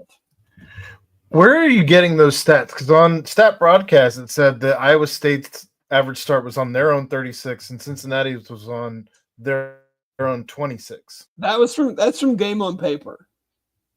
So, again, I don't know whose is necessarily right or wrong. It's bad. Either way, both are bad. All of them are bad. Sure. You're giving up, in the Colorado case, you're minus 33 yards in average starting field position. So, and here's the thing, that is something that is, once it starts downhill, it is almost impossible to get back on your side. And we were one of the best teams. Game. We had the best or second best starting field position in the country, 5-6 games into the season. They have a good kicker. He can definitely bang from deep. So again, feels kind of like both teams are in a similar situation. Like both quarterbacks are not playing great. Both defenses are giving up, a lot in the passing game. both teams' front sevens are playing pretty well and kind of carrying the defenses. But until UC goes out and shows me they can score more than 20, I can't feel very confident they're going to go on the road on senior night and get a win. Can the other Fletcher punt? Yes. Well, yes, physically, yes, he can. Will they put him on the field to punt? Is the question. Now, Satterfield actually said Tuesday that they would both be taking reps. It was the first time he had acknowledged that maybe because Max can preserve his red shirt this year, as long as he doesn't play more than 4 games, and at most they would have 3 games left, they can use Max if they feel necessary. Now, I know the word was Mason banged up his ribs on that tackle. Yeah. On the sideline. So maybe that is a path for them to say, hey, we love you, Mason. We're going to give you a week off. And we're going to let your brother go out there and handle it this week just so you can get back to 100%. I think that would probably be the prudent move, but I don't make the starting punter decisions. No, and I would agree. The punting issues, he's obviously not kicking the ball as well as he was earlier in the year or as well as we expected, but it's a culmination of things. It's certainly not just him. Right. So does maybe having Max punt it higher, maybe a little bit far? I mean, sure, that would help, but there's still other areas that need to be shored up that have gone, off the rails drastically and quickly. I mean, how your punter punts has nothing to do with the gunner. It has to do with the gunners, but a lot to do with the gunners. If you're not giving them time to get down there, right? A fake punt, and the other stuff that we've seen.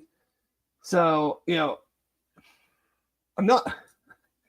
I was like, what, a field goal off on the score last week? I said 34-20. I think I'm just going to pick the same score. And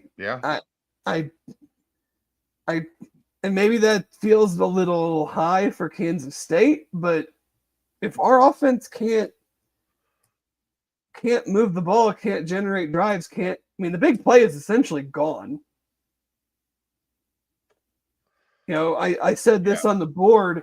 We're the only team in the Big 12 whose top 4 receivers, none of them average more than 13 yards of reception. Right. How do you not have Xavier Henderson over 13 yards a catch? It doesn't seem possible. Sterling Burkhalter is, but he is not in the top 4 when it comes to yardage, overall yardage. Right. But you're not stretching the field at all. Which, whether that is the defense is taking that away, whether that is your guys aren't able to, that's why you can run for 250 yards against Iowa State, but not do anything through the air, is because they don't have to change what they're doing. They're like, go ahead, keep running. Eventually, you're going to be in 3rd and 5, and they were in way more than that because it felt like every damn possession started at 1st and 15. And even if you have 2 solid runs, you're still looking at 3rd and 5. So, the team that is very rarely penalized gets 13 and at least 4 false starts and a delay game on a punt. And a timeout on a punt because you had too many men on the field. Yeah, so they are certainly improved. I'm not going to say that they're not, but it is frustrating that. But it's what we've talked about, Dave, in this league. Games are decided by 1 score. Yeah. Well, and far more often than not. The part that is frustrating to me is that if you just suck at pass defense, it's not that you can live with it, but like at least you know. Right. But it's or you have something to try to every fix. game is something new. Yep. The last three games, all of a sudden, special teams stinks. Yeah. And the last they were really good the first half of the year. Right. In the last few games, all of a sudden we can't throw the ball. And now what had been a strength last week, all of a sudden we can't stop committing pre-snap penalties. So there's no consistency. And I said it on Sunday morning, like it's an undisciplined team. If you can't ever count on one thing other than the running game, has been relatively the same. There's been great games, mediocre games, but like relatively the same. I know what I'm getting out of the run game. And I feel like I'm starting to have a better idea of what the defense can do against the run. Yeah. Other than that, it's a new thing every week. Yeah. Or every, now we're into like 2 to 3 week segments of this thing was good. And now it's not even that it's not good anymore. It's terrible. Right. That's the frustrating part because if you're just consistent, you're probably 7-3. Yeah. 7-3 is like that far away. And instead, you're 5-5. You've got 2 tough games because look, we love to clown on Sonny Dykes. TCU's playing well. Well, they also have a Bolitnikov semifinalist and another receiver that's going to go in the first round of the NFL draft whenever he goes pro. Like, they're going to chuck. I mean, we joke about weather. It better be 12 freaking degrees and raining sideways, or they're going to throw it up and down the damn field. Like, let's be real. I joke about the whole, like, no receiver with 13. I think 3 or 4 of their guys are averaging like 15 or 16 yards of reception. And the really, really good dude is younger, and he's like the lowest one of the group. Like, you know, right 10, now, 12. The prediction for Saturday the 30th is a high of 39 degrees. Huge post-Thanksgiving crowd with that weather. Partly cloudy, winds only like 5 to 10, which is like no wind, really. Yeah. So cold. So maybe that'll catch them off guard. I don't know. But yeah, I mean, until I see it, like, why would I predict UC to go on the road and, like, I mean, they're scoring 27.4 points a game. They've scored over 30 twice this year, or no, 3 times this year. Towson, Houston, and the loss at Texas Tech. Like, I can't in good mind say that they're going to all of a sudden. Now they might, because Kansas State's pass defense is not very good, and the injuries and issues that they're having on offense. Maybe we can get some turnovers or something, or intercept a pass, for God's sakes. Is that allowed still in college football? Let's see. I think that's still allowed. I mean, did you see the forecast for Manhattan Saturday? No. They're getting no help there. High of 61 and a little breezy, 10 to 15 mile an hour winds. That's damn summer weather. I know. Like we talked about, be careful. Those games in Ames and Manhattan in November. Probably going to be rough. It was outside of the field being just absolute dog shit. Yeah, looked pretty terrible. Awful. It looked like those old Steeler fields, like when they'd have like 7 state championship games. Yeah, and then on Sunday they'd have an NFL game. Mm-hmm. Yeah, that's what it looked like. But I digress. Both teams have to play in it. That's not an excuse. Exactly. No. The weather is supposed to be apparently about as perfect as you're going to get for Manhattan, Kansas. The butt slap gate is still a thing too. Who's still talking about that? the head coach at tonight's coach's show. Oh, I asked about it because I made a joke about it because I thought it was funny yesterday, but Like, you're on offense. You know when the ball's being snapped. right. Shouldn't matter what the guys on the other side are doing. Well, I mean, you do they're signaling the snap with a clap, and if they're clapping ass cheeks, I guess it sounds similar. I don't know. Whatever. Okay. You jumped 4 times. Yeah. Exactly. I But think it was 5, but was whatever. it 5? I don't know. But yeah, I'm gonna go same thing. 34-20. We're just gonna roll that again into this week. I don't know why. I think they win. Okay. I have a feeling they win this game. Maybe Aaron has talked me into it as much as he has hated on Kansas State all year. I hope so. Believe me, God, I would love to talk about a win on Sunday morning. I don't know why, but I think they win. I'll probably be wrong, and that's okay. It's happened before, but I think they win. All right. That's going to wrap that up. That is brought to you. Oh, as always. We do have the 6-pack. I forgot. I'm getting to that. There we go. I put my notes away. That's why I was. Oh, you're yelling at yourself, not at me. Yes. I was time stamping so we could get to the 6-pack and then be done here. Go ahead. 0 sugar, 0 carbs, gluten-free. Turtles Brew is a bourbon-infused sweet tea. They have great flavors: cherry lime, raspberry peach, orange vanilla, lemonade tea, strawberry mint. You can find them at over 50 locations in greater Cincinnati and over 100 in and around the state of Ohio. You can go to turtlesbrew.com for more information and locations. You know what goes great with Turtles Brew? Cincy Light. Right there. Cincy Light. You can still, I believe they still have a very limited quantity of the Nippert cans. I would call the tap room and make sure. I forgot to check today. Kind of like a Boilermaker. If you dropped a shot of Turtles Brew in your Cincy Light. Into the Cincy Light. Right. What do we call that? Just a Bearcat?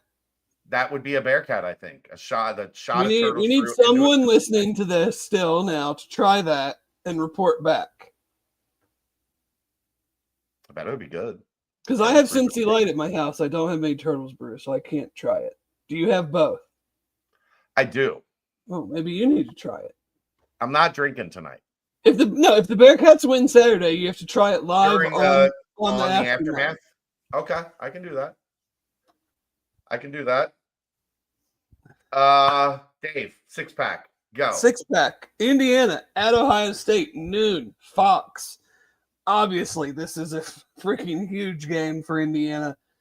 It's kind of a huge game for Ohio State, too. If Ohio State were to lose this game, you are 1-2 against the 3 other top teams in the league, and you are not playing in the conference championship. Yeah. Are you making the playoff? Probably because they're Ohio State. But you probably shouldn't. Probably not. Yeah. You probably shouldn't. Ole Miss at Florida, noon, ABC. Ole Miss on that proverbial playoff bubble.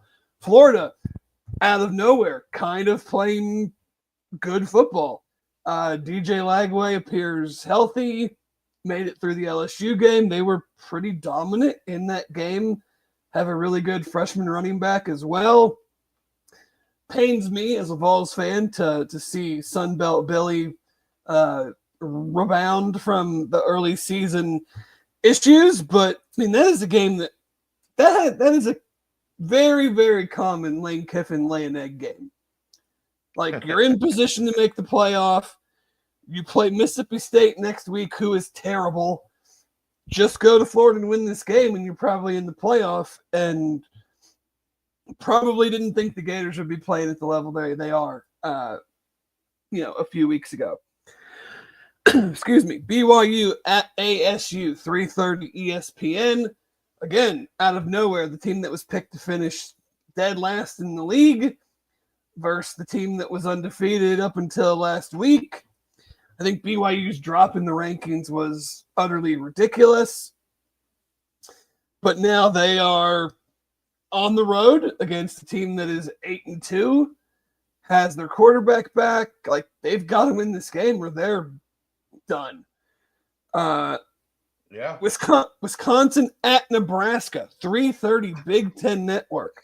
One team fired their offensive coordinator this week. The other fired their offensive coordinator last week.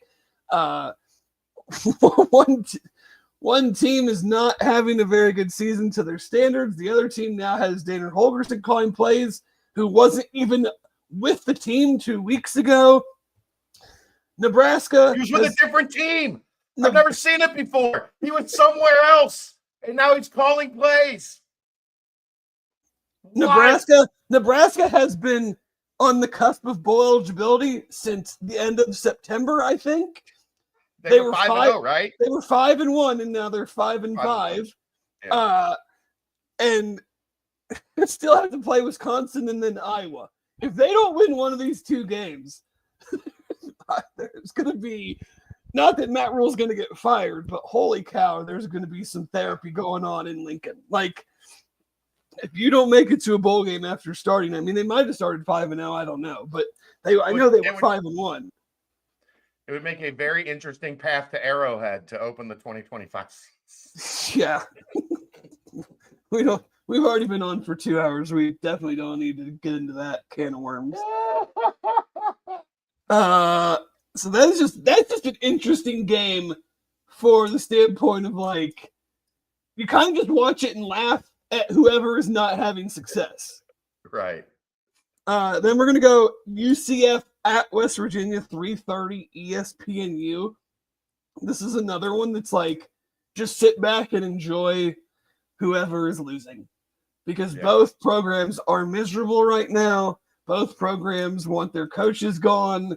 Both programs might not get that luxury at the end of this year for various reasons, but it will be a funny game to just see what happens.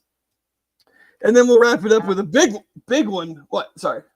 Matt, we will wait until there's an official announcement, and then we'll have Dave talk about that. If there's an official announcement, don't worry, Matt. I'll have plenty of words. Then we're going to wrap it up. Army versus Notre Dame, 7 o'clock NBC.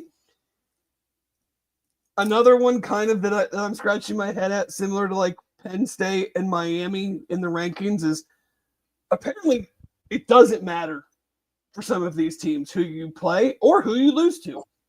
Nope. Because Notre Dame lost to a team that Miami, Ohio blew out last night at home.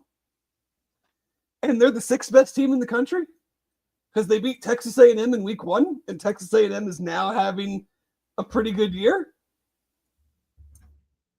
Like, this game is at Yankee Stadium. Army is, I think, still undefeated. They have this game, and then the Navy game, which will be after the AAC championship game. So, just a fun game. Army's playing great. Notre Dame is trying to hang on to a playoff berth. Certainly, if they lost this game, they're done. Like, you can't sell me on a 12-team playoff with 10-2 Notre Dame, whose 2 losses are Northern Illinois and Army. Army, right? They have UTSA and Navy. UTSA. Okay. Yeah. You know what you can't spell without UTSA? I don't. I'll tell you after the show. Okay. Can't wait. But, just some fun games. Nothing like, there's no like super spicy top 10 versus top 10 ranked game, but some fun ones that'll keep you interested while you wait for the Bearcats at 8 o'clock. Is the SEC done with Fun Belt Week? No, this is Fun Belt. Fun Belt November is 2 weeks now. Half the teams did it last week, and the other half are doing it this week. UT plays UTEP. That should be good. So, no, we still have Sun Belt Saturday this week. Sun Belt Saturday, nothing like it. Nothing like it. Yeah. So, but that is All right. your 6-pack. I'm going to get us out of here quick, Dave. We're almost there. We got 11 seconds. We're counting. That is the BCJ podcast, brought to you by the Holy Grail, right here live from the Cincy Light Studios on BearcatJournal.com.